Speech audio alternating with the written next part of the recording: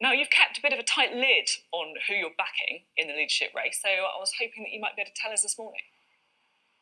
Well, can I firstly pay tribute to Matt Hancock, who ran a really energetic and vibrant campaign. You talked about international tensions. He wanted to invest up to 3% in defence. He wanted to harness technology to promote and improve our economy, and he wanted to reform our party. But those messages, I'm afraid, were suffocated by the subject of Brexit.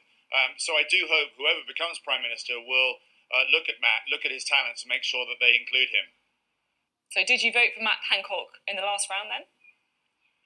Well, of course we voted for Matt. We wanted Matt to move forward. What we want to do, though, is now recognise that Boris seems to be the runaway winner, and the natural course will be to move and support him. That rugby ball has popped out of the scrum, and he's grabbed it. The question is, though, do we just allow him to walk across to the touchline and put the ball down and have that coronation? I don't think that's right. I actually want to see Boris tested. The nation is watching this. We should utilise this as opportunity to showcase, to road test policies, show that we deserve to remain in number 10. So I ask my colleagues to say, who will electrify this contest? Who will actually test Boris and get him to raise his game? Who will actually allow this to go beyond our base? I believe with Boris Johnson in one corner and Rory Stewart in another, that is a competition that will be exciting. So bring that on. So just to be clear, you voted for Matt Hancock last time, and now you're going to switch and vote for Rory Stewart this time round. That's correct. Do you think Boris Johnson would be a good Prime Minister? You look at his policies and where we are, he's actually a centre-right pragmatist. He's very much wanting to move Britain forward.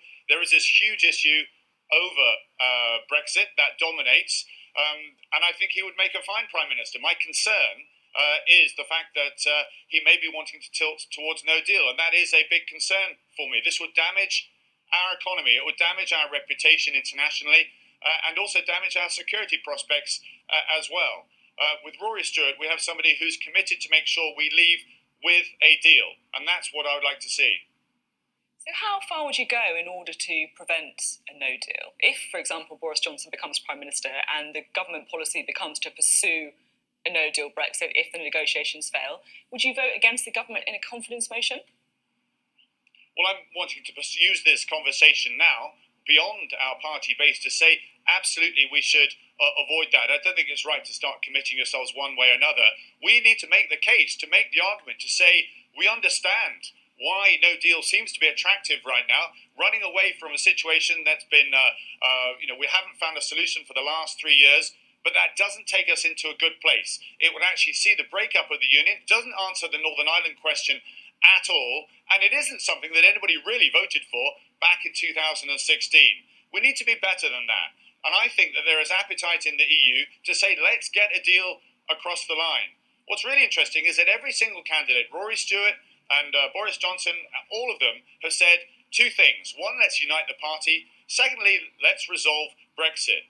If we can get every one of those candidates themselves to work together, to say we are committed to support the new Prime Minister to get the deal, we then have the numbers to get this across the line.